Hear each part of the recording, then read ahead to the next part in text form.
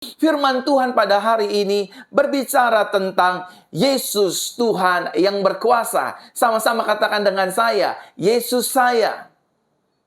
Belum semua, mari semua jemaat-jemaat Tuhan. Ada ratusan, ada ribuan jemaat-jemaat Tuhan yang menyaksikan siaran langsung ini. Sama-sama katakan dengan saya, Yesus saya adalah Tuhan yang berkuasa. Sekali lagi sama-sama katakan dengan saya dengan iman, Yesus saya adalah Tuhan yang berkuasa. Saya percaya Yesus saya adalah Tuhan yang berkuasa, yang setuju. Katakan amin. Amin, Bapak Ibu Saudara. Saudara siapkan catatan dan mari kita siap masuk dalam kebenaran firman Tuhan. Mari kita lihat satu kebenaran firman Tuhan yang terambil dalam Injil Matius pasal ke-28 ayatnya yang ke-18 dalam terjemahan Indonesia Modern Bible. Dikatakan demikian firman Tuhan bagi kita bersama di kesempatan kali ini. Lalu Yesus mendekati mereka dan berkata, segala kuasa di surga, di bumi sudah diberikan kepadaku. Saudaraku terkasih dalam Tuhan, Bible mencatat dengan jelas bahwa Yesus adalah pribadi yang berkuasa. Sama-sama sekali lagi katakan dengan saya, Yesus saya. Yesus saya. Belum semua yang di Facebook, yang di YouTube sama-sama katakan dengan saya, Yesus saya adalah Tuhan yang berkuasa. Dan Bible mencatat, Yesus bukan hanya Tuhan yang berkuasa, tetapi Yesus juga adalah pribadi Alfa, pribadi yang memulai segala sesuatunya, dan dia juga adalah pribadi Immanuel, pribadi yang menyertai kehidupan kita, dan dia juga dikatakan dalam kitab suci Bible kita, dia adalah Omega. Jadi Tuhan saudara dan Tuhan saya, Yesus Kristus namanya, dia adalah Tuhan yang memiliki kuasa sebagai yang memulai, yang menyertai, dan juga yang mengakhiri. Oleh karenanya saudaraku terkasih dalam Tuhan, berbanggalah kita, bersyukurlah kita yang memiliki Kristus Yesus sebagai pribadi Alfa, Immanuel, dan Omega. Itu artinya hidup kita sampai pada akhirnya disertai oleh Tuhan. Yang setuju katakan amin.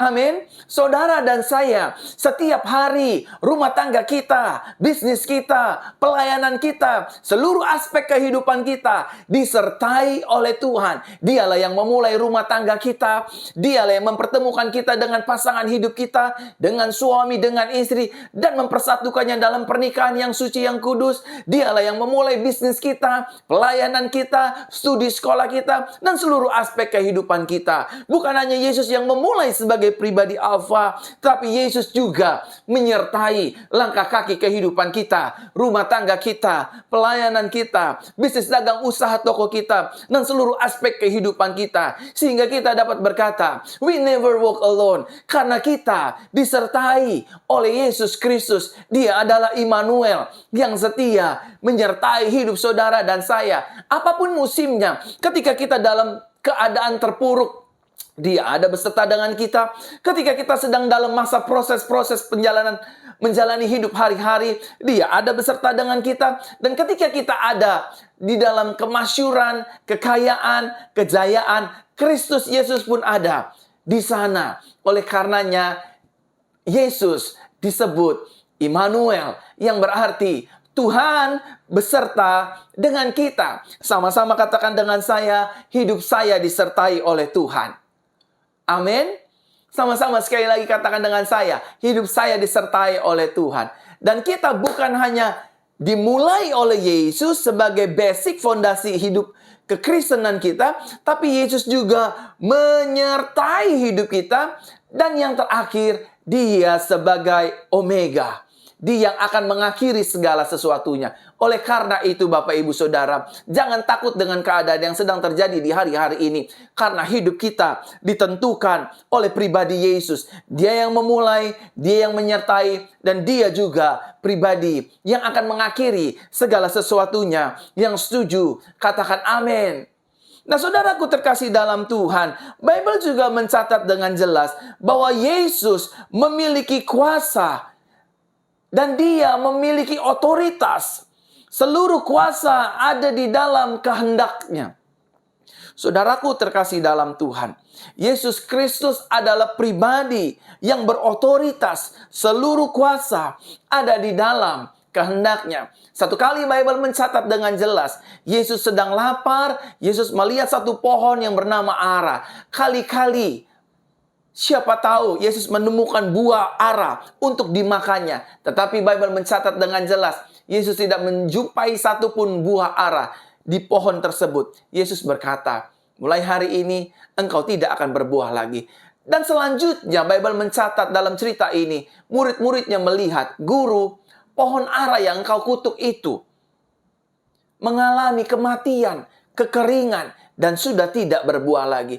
Yesus memiliki kuasa di dalam kehendaknya. Dia berkuasa untuk mengampuni dosa dan pelanggaran kita. Dia berkuasa untuk menjadikan yang tidak ada menjadi ada. Satu kali Bible mencatat dalam pernikahan di Kana, pernikahan tersebut tidak memiliki anggur yang baik. Tetapi karena keberadaan Kristus Yesus, Yesus mengadakan yang tidak ada menjadi ada. Mengubah air biasa menjadi anggur. Saudara masih ingatkah Bible mencatat tentang 5.000 orang yang berbondong-bondong mengikuti Yesus dan 4.000 orang yang berbondong-bondong mengikuti Yesus? Hanya dengan 5 roti dan 2 ekor ikan, 5.000 jiwa menikmati berkat dan kasih Kristus. Dan hanya beberapa ikan, beberapa roti.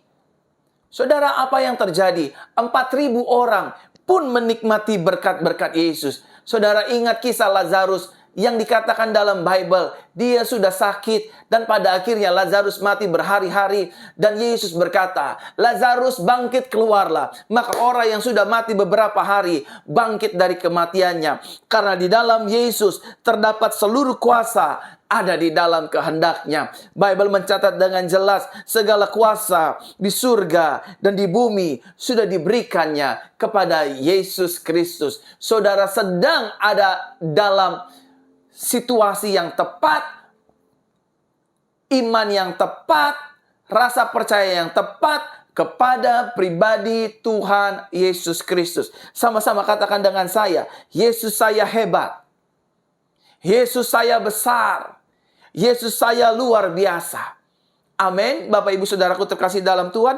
Dan Bible pada akhirnya juga mencatat dengan jelas bahwa Yesus adalah pribadi yang setia dalam hidup saudara dan saya. Saudaraku terkasih dalam Tuhan, Yesus adalah Tuhan yang berdaulat untuk mengampuni dosa pelanggaran semua umat manusia. Dia setia. Ketika kita jatuh dalam dosa, Bible mencatat, dia setia dan adil. Ketika saudara dan saya berkata, Tuhan ampuni aku, Tuhan maafkan aku. Saudara, sejak saat itu, Tuhan mengampuni kita. Ingat, kita diterima Tuhan, bukan karena ada apanya, melainkan karena apa adanya. Oleh karena itu Bapak Ibu Saudara, di minggu yang berbahagia ini, saudara mari kita sadari bahwa Tuhan kita adalah Tuhan yang baik, Tuhan yang penuh kuasa, Tuhan yang penuh mujizat, Tuhan yang mengasihi hidup kita. Sama-sama katakan dengan saya adalah anak kesayangan Yesus Kristus. Belum semua, sama-sama katakan dengan saya. Baik yang di Facebook ataupun yang di YouTube, sama-sama katakan dengan saya. Saya adalah anak kesayangan Tuhan Yesus. Saya pasti ditolong, saya pasti dibela, saya pasti disertai, saya pasti dilindungi, saya pasti dipelihara, saya pasti menikmati segala janji kebenaran firman Tuhan. Karena di dalam Kristus, kami adalah ciptaan yang baru. Kita adalah ciptaan yang baru. Saudara dan saya adalah ciptaan yang baru. Yang lama sudah berlalu. Yang setuju sama-sama kita katakan amin. Mungkin ada di antara kita yang bertanya-tanya, Pastor, Pak Gembala, Pak Pendeta, apa bukti kebesaran Yesus? Kalau memang dia Tuhan yang besar, tunjukkan buktinya. Apa bukti kebesaran Kristus? Hari ini, di kesempatan kali ini, Bible ingin membuktikan kepada saudara dan saya bahwa Yesus yang kita percayai, Yesus yang kita sembah adalah Tuhan yang besar. Dan bukti kebesarannya kita akan lihat Bapak Ibu Saudara. Yang pertama, mari kita lihat Injil Markus pasal yang keempat, ayat ke-37, 39, dan 41 dalam terjemahan Indonesia Modern Bible. Dikatakan demikian firman Tuhan. Lalu terjadilah badai angin yang dahsyat. Gelombang menghantam perahu itu, sehingga perahu itu penuh dengan air. Dia pun bangun dan menghardik angin itu, katanya, "Diam, tenanglah." Maka angin itu menjadi reda dan sangat teduh. Mereka sangat ketakutan dan berkata seorang kepada yang lain, "Siapakah orang ini sehingga angin dan danau pun taat kepadanya?" Yang pertama, bukti kebesaran Yesus adalah Yesus berkuasa atas alam semesta. Sama-sama katakan dengan saya, Yesus saya berkuasa atas alam semesta. Saudara, seperti apa yang saya ucapkan kepada saudara, yang saya jelaskan kepada saudara, bagaimana Yesus mengutuk pohon ara. Pohon ara pun itu pun terkutuk pada akhirnya. Sama seperti Yesus berkata bahwa, "Hai badai, hai angin, diam, tenanglah." Maka semua alam semesta tunduk dan taat kepada perkataan Yesus. Oleh karenanya, murid-murid ketakutan. "Guru, apakah engkau tidak peduli kami binasa?" Yesus terbangun dari tidurnya di dalam buritan. Yesus berkata, "Diam, tenanglah." Oleh karena itu, saudaraku terkasih dalam Tuhan, apapun masalahmu hari-hari ini, apapun pergumulanmu hari-hari ini, di tahun peningkatan dan kelimpahan ini, ingatlah, Yesusmu dan Yesusku adalah Tuhan yang berkuasa atas alam semesta. Kalau saudara melihat alam sedang tidak baik situasinya, alam sedang tidak bersahabat, saudara tidak perlu takut.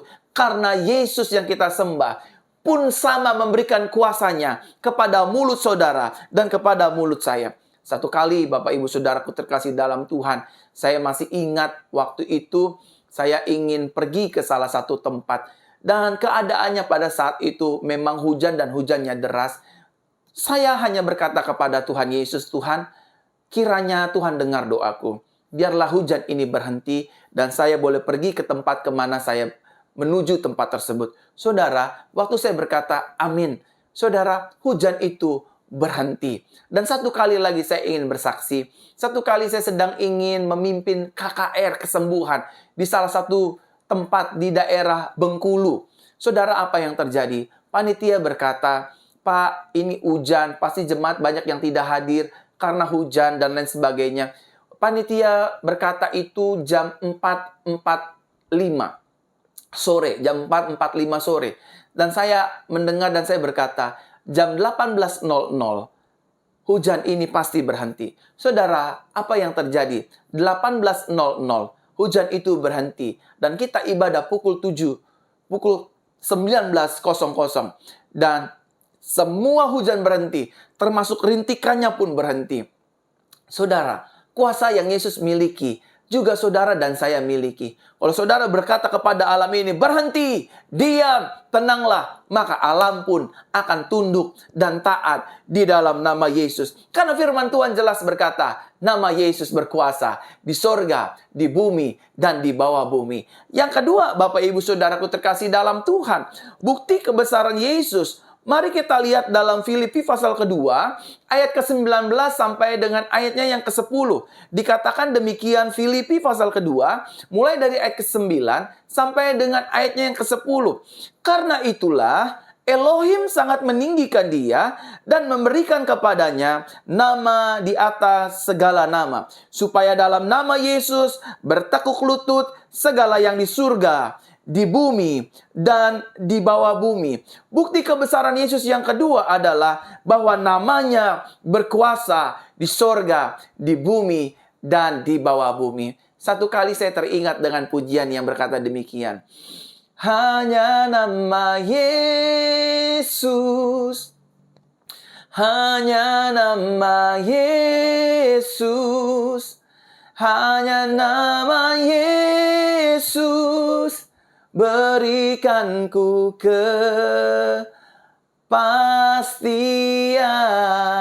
Di dalam nama Yesus selalu ada kepastian. Ketika saudara menghadapi masalah, ketika saudara menghadapi tantangan, ketika saudara menghadapi intimidasi, ketika saudara sedang mengalami sakit penyakit, panggil nama Yesus. Suka atau tidak suka, terima atau tidak terima, nama ini akan menyembuhkan kita. Nama ini akan memulihkan kita. Nama ini akan membebaskan kita. Nama Yesus akan memerdekakan kita dari segala jenis sakit penyakit, dari segala keterikatan, dari segala kelemahan, dari setiap pergumulan kita, dari rasa stres, rasa depresi, ketakutan, kebimbangan, kecemasan, kegelisahan. Ketika kita memanggil namanya, maka seluruh kuasa yang ada di sorga, di bumi, dan di bawah bumi, semua harus diam, semua harus tunduk. Karena nama Yesus dikatakan, tidak ada nama lain yang olehnya kita dapat diselamatkan selain di dalam nama Tuhan Yesus Kristus.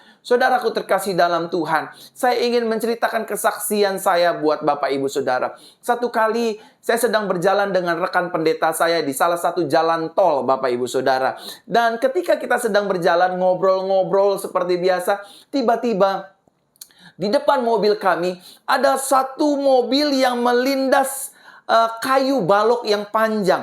Waktu dilindas dengan kecepatan 80 sampai 120, lalu balok itu melayang melintir-lintir, Bapak Ibu Saudaraku terkasih dalam Tuhan. Dan balok itu menyampari mobil kaca kami. Singkat cerita, balok itu mengenai kaca kami dengan kecepatan yang tinggi. Lalu saya berteriak, "Yesus Tuhan, tolong kami." Saudara, apa yang terjadi? Balok itu tidak menghancurkan kaca mobil kami.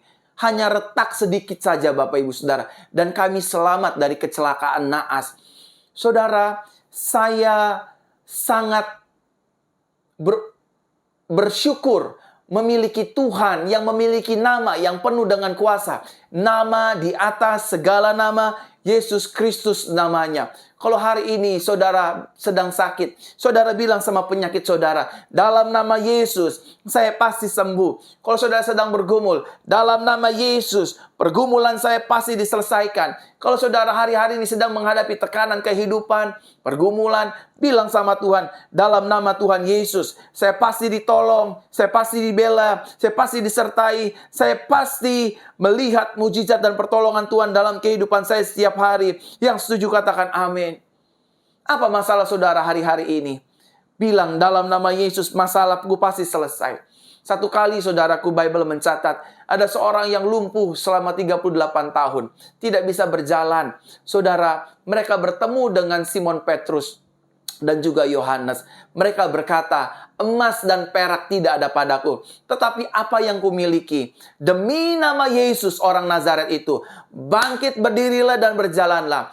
Orang yang lumpuh sejak lahirnya, yang lumpuh juga 38 tahun di kolam Bethesda, ada dua. Satu Simon Petrus yang melayani, satu lagi Tuhan Yesus sendiri yang melayani. Apa yang terjadi? Nama Yesus memberikan mujizat, keselamatan. Saya teringat lagi di dalam satu cerita Bible, saudara. Ada seorang pengemis buta duduk di pinggir jalan bernama Bartimeus. Ketika dia sedang duduk di pinggir jalan, dia mendengar keramaian. Dan dia bertanya kepada orang di sekitarnya, apa yang sedang terjadi? Orang-orang di sekitarnya berkata, ada Yesus dari Nazaret akan datang melintasi kota kita di Yeriko. Lalu orang ini yang bernama Bartimeus memang betul matanya buta, tapi telinganya tidak tuli, tetapi imannya tidak mandul. Dia berteriak dengan keras, Yesus anak Daud, kasihanilah aku. Ketika dia memanggil nama Yesus, Bartimeus memiliki pengharapan. Ketika Bartimeus memanggil nama Yesus, imannya dibangkitkan. Ketika Bartimeus memanggil nama Yesus anak Daud, kasihanilah aku. Matanya dicelikan oleh Tuhan kita, Yesus Kristus. Oleh karena itu, kalau hari ini saudara sedang sedih, saudara sedang difitnah orang, saudara sedang direndahkan orang, saudara sedang mengalami pergumulan, jangan panggil nama siapapun. Kita bersyukur dalam hidup ini, kita punya orang tua yang kaya raya, kita punya kenalan jenderal, kita punya kenalan pengacara hebat, kita punya kenalan gembala yang hebat, pendeta yang terkenal, tapi jangan panggil nama mereka semua. Ketika saudara dalam keadaan tertekan, dan sakit penyakit, keadaan diberkati, keadaan di bawah, di tengah, bahkan di atas sekalipun, panggil nama Yesus. Karena nama Yesus yang saudara dan saya percayai adalah nama di atas segala nama, nama yang berkuasa. Kalau hari-hari ini saudara sering melihat penampakan roh halus, roh setan, roh dukun, roh peramal, saudara tangking dalam nama Yesus, maka setan akan lari. Saudaraku terkasih dalam Tuhan, nama Yesus menghancurkan kuasa setan. Nama Yesus menghancurkan kerajaan maut. Oleh karenanya, panggil nama Yesus, tangking dalam nama Yesus, maka iblis dikalahkan, kuasanya dihancurkan, dan kita akan keluar lebih daripada pemenang. Yang setuju katakan amin. Amin, Bapak Ibu Saudara. Makanya kita diajarkan oleh Tuhan dalam Bible, kalau kita berdoa, minta segala sesuatunya, minta di dalam nama Tuhan Yesus Kristus. Karena di dalam nama Yesus ada keselamatan, di dalam nama Yesus ada pertolongan, di dalam nama Yesus ada kepastian, di dalam nama Yesus ada jawaban, di dalam nama Yesus ada pengharapan, di dalam nama Yesus selalu ada mujizat, di dalam nama Yesus ada kelepasan, di dalam nama Yesus ada segala anugerahnya untuk menolong hidup kita, masalah kita, pergumulan kita, kelemahan kita, sakit penyakit kita. When we call His name, Jesus Christ help me, maka mujizatnya akan diberikan bagi hidup saudara dan saya, rumah tangga saudara dan saya, keluarga besar kita, bisnis kita, usaha kita, pekerjaan kita, toko kita, seluruh aspek kehidupan kita. Ketika kita memanggil namanya, maka pertolongannya terjadi atas kehidupan kita. Yang setuju sama-sama kita katakan amin. Amin, saudara terkasih dalam Tuhan. Nama Yesus berkuasa untuk menyelamatkan hidup kita. Karena namanya berkuasa di surga, di bumi, dan di bawah bumi. Yang ketiga, Bapak Ibu Saudaraku terkasih dalam Tuhan, bukti kebesaran Yesus. Mari kita lihat satu kebenaran firman Tuhan dalam Injil Yohanes pasal ke-11, ayat ke-3, 14, 17, 21, 43, hingga ayatnya yang ke-44. Saya bacakan buat Bapak Ibu Saudara di pagi hari ini. Bapak Ibu Saudara tinggal dengar baik-baik. Bapak Ibu Saudara catat baik-baik. Sehingga Bapak Ibu Saudara menerima kabar baik ini. Firman yang baik ini mengubahkan hidup kita. Dikatakan demikian. Pasal 11 ayat yang ketiga. Injil Yohanes. Saudara-saudara, Lazarus itu mengutus orang kepada Yesus untuk mengatakan, Tuhan, lihatlah, ia yang engkau kasihi sedang sakit. Karena itu, Yesus berkata terus terang kepada mereka, Lazarus sudah mati. Ketika Yesus datang, Lazarus sudah 4 hari berada di dalam kubur. Marta berkata kepada Yesus, Tuhan, seandainya waktu itu engkau di sini, tentu saudaraku tidak mati. Setelah mengatakan semua itu, dia berseru dengan suara nyaring, Lazarus, keluarlah. Ayat ke-44, dan orang yang telah mati itu keluar dengan kaki dan tangannya terbalut kain kafan, serta mukanya masih tertutup sehelai kain. Yesus berkata kepada mereka, lepaskanlah kain kafannya dan biarkanlah ia pergi. Bukti kebesaran Kristus Yesus yang ketiga adalah Yesus berkuasa atas sakit penyakit dan juga alam maut kematian. Sama-sama katakan dengan saya, Yesus berkuasa atas segala sakit penyakit dan juga maut dan kematian. Bayangkan saudaraku terkasih dalam Tuhan, Lazarus yang Bible catat dia sakit dan pada akhirnya mati sudah 4 hari. Yesus datang hanya berkata, Lazarus, bangkitlah, keluarlah. Oh, ini kebetulan Pak Pendeta, ini kebetulan Pastor, ini kebetulan Pak Gembala. Saya ingin katakan saudara, salah satunya anak janda di kota Nain yang sudah mati dibangkitkan oleh Yesus. Bahkan anak perwira yang sedang sakit, yang berusia 12 tahun dan pada akhirnya mati.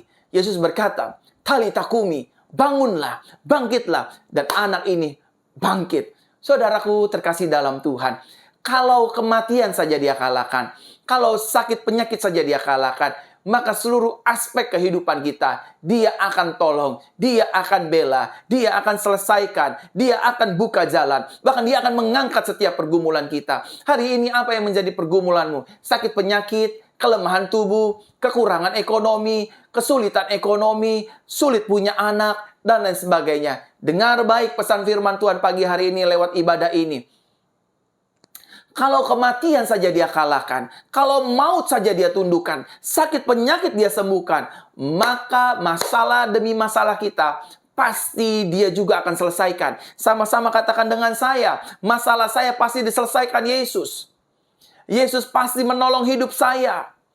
Yesus pasti memberikan jalan keluar bagi kehidupan saya. Amin. Yesus pasti memberikan berkat-berkat dan pengharapan yang baru bagi kehidupan saya dan juga kehidupan saudara. Kalau kita bicara tentang berkat, bukan berarti kita bicara tentang uang. Penyertaan Kristus dalam masalah kita, itulah berkat yang tak ternilai. Amin. Pertolongan Yesus, perhatian Yesus terhadap hidup kita yang sedang dalam tekanan masalah kehidupan, itu adalah berkat. Oleh karenanya Bapak Ibu Saudara, Yesus berkuasa atas sakit penyakit dan juga atas kematian. Kalau hari-hari ini saudara sedang divonis dokter, kanker, tumor, stadium 1, 2, 3, 4. Saudara tidak usah takut. Tuhan yang saudara sembah, Tuhan yang saudara percaya Yesus namanya, Dia akan menyembuhkan saudara. Dia akan memulihkan saudara. Bahkan Dia akan berkata, seperti Dia berkata kepada Lazarus, Lazarus bangkitlah, keluarlah. Artinya, bangunlah engkau dari kematianmu. Sembuhlah engkau dari sakit penyakitmu. Pagi hari ini Dia juga akan berkata, hai, Ibu Lisa, sembuhlah. Bangkitlah, maka Ibu Lisa akan sembuh. Maka Ibu Lisa akan dipulihkan. Yang setuju katakan amin. Yang selanjutnya Bapak Ibu Saudara, bukti kebesaran Yesus yang keempat, Yesus sanggup untuk mengubah yang tidak ada menjadi ada. Sama-sama katakan dengan saya, Yesus saya adalah Tuhan yang sanggup mengubah yang tidak ada menjadi ada. Bible mencatat 5 roti dan 2 ekor ikan menjadi berkat bagi banyak orang, bagi 5.000 orang. 7 roti dan beberapa ikan pada akhirnya memberi makan 4.000 orang jiwa. Dan Bible juga mencatat ketika Yesus dan Petrus ingin membayar taks, membayar pajak. Yesus berkata kepada Simon, kau pancing ikan, dari mulut ikan yang pertama kau tangkap, di situ ada koin. Dan selanjutnya pernikahan di Kana. Mereka tidak memiliki anggur terbaik, tapi Tuhan mengubah air putih biasa menjadi anggur yang terbaik. Berarti Yesus sanggup mengubah yang tidak ada menjadi ada. Kalau hari-hari ini saudara sedang punya masalah ekonomi, pastor saya punya utang, Pak Gembala saya punya utang, jangan takut. Yesus pasti buka jalan, Yesus pasti memberi jalan, dan Dia sanggup mengubah kutuk menjadi berkat, yang tidak ada menjadi ada, yang bangkrut menjadi berkelimpahan, yang mati dijadikan hidup, bahkan yang susah akan dihiburkan, karena Yesus kita adalah Yesus yang berkuasa untuk mengubah yang tidak ada menjadi ada. Yang setuju sama-sama di rumah kita katakan amin. Amin. Saya sangat bersuka cita di ibadah perdana pagi hari ini, saudara dan saya memiliki Yesus yang sanggup mengubah yang tidak ada menjadi ada. Pak, saya mengalami kemandulan, rumah tangga saya belum dikarunia anak. Sama seperti Tuhan mengingat Elizabeth, Hana, dan juga Sarah. Demikian Tuhan hari ini mengingat kandunganmu, mengingat rumah tanggamu, mengingat pernikahanmu. Dan Dia kalau sudah mengingat, Dia akan memberkatinya dengan keturunan ilahi. Yang setuju, katakan amin. Amin. Dia sanggup mengubah yang tidak ada menjadi ada. Kuncinya, saudara jangan takut, belajar percaya, belajar hidup di dalam anugerahnya, dan belajar untuk mengikuti setiap kehendaknya di dalam keseharian kehidupan kita. Dan yang terakhir, bukti kebesaran Kristus dalam kehidupan kita. Setelah ini, saya ingin berdoa buat Bapak Ibu Saudara sekalian. Mari kita lihat dalam Markus pasal yang ke-5, ayat pertama sampai dengan ayat yang ke-9. Dikatakan demikian, mereka tiba di seberang danau di wilayah orang Gadara. Setelah dia keluar dari perahu, seorang dengan roh najis dari kuburan menemui dia. Lalu ia tinggal di kuburan dan tidak ada seorang pun yang dapat mengikatnya meskipun dengan rantai. Karena sekalipun ia sering diikat dengan belenggu dan rantai, namun ia memutuskan rantai dan menghancurkan belenggu itu, dan tidak ada seorang pun dapat menjinakkannya. Siang malam ia berada di gunung-gunung dan di kuburan-kuburan sampai berteriak-teriak dan melukai dirinya sendiri dengan batu. Ketika melihat Yesus dari jauh, ia berlari dan sujud menyembahnya. Sambil berteriak keras katanya, "Ada apa antara aku dan engkau, hai Yesus, Putra Elohim yang Maha Tinggi? Aku mohon demi Elohim, janganlah menyiksa aku." Karena sebelumnya Yesus berkata kepadanya, "Roh najis, keluarlah dari orang ini." Yesus bertanya, "Siapakah namamu?" Lalu ia menjawab, "Namaku Legion, sebab kami banyak." Kuasa Kristus yang kelima adalah Yesus berkuasa atas setan dan segala kuasa roh apapun. Kalau hari-hari ini saudara sedang dikerjai oleh orang, diguna-guna, di ilmu hitam, didukun, disantet, dikerjai usahanya, bisnis, tolak dalam nama Yesus. Dengar, setan sudah tidak berkuasa. Setan sudah dikalahkan lewat kematian Kristus 2000 tahun lalu di atas kayu salib. Yesus berkata, "It is finished." Itu artinya setan sudah terbuang, setan sudah terhukum, dan dia sedang menunggu waktunya untuk dihancurkan untuk selama-lamanya oleh penghakiman Tuhan kita Yesus Kristus. Jadi hari ini anak-anak Tuhan yang menyaksikan siaran langsung ini, jangan lagi hidup takut akan setan, akan iblis. Lawan setan, kata firman Tuhan, maka setan akan lari. Kita tunduk di dalam anugerah Kristus Yesus, kita lawan iblis. Kalau kita ngerasa lewat satu tempat kok saya merinding, tolak dalam nama Yesus. Darah Yesus melindungi saya. Roh yang ada di dalam diri saya lebih besar kuasanya daripada roh yang ada di dalam dunia ini. Yang setuju katakan amin. Pak, saya pernah terikat dengan okkultisme, saya pernah ke orang pintar, ke dukun, minum air kembang, dimandikan dan lain sebagainya. Bilang, darah Yesus kuduskan saya, darah Yesus merdekakan saya, darah Yesus sucikan saya, darah Yesus ampuni saya, dan hari ini aku bebas dan menjadi ciptaan yang baru. Yang kelima, Yesus berkuasa atas segala jenis iblis dan pengikut-pengikutnya dan juga kuasa-kuasanya. Saudara nggak perlu takut, saudara nggak perlu khawatir dengan setan. Kita hancurkan kuasanya dengan nama Tuhan Yesus Kristus. Nah, saudaraku terkasih dalam Tuhan, oleh karenanya hari ini kiranya firman Tuhan yang sederhana ini menjadi berkat bagi kehidupan kita, bahwa saudara dan saya memiliki Tuhan Yesus Kristus yang berkuasa. Amin untuk kebenaran firman Tuhan.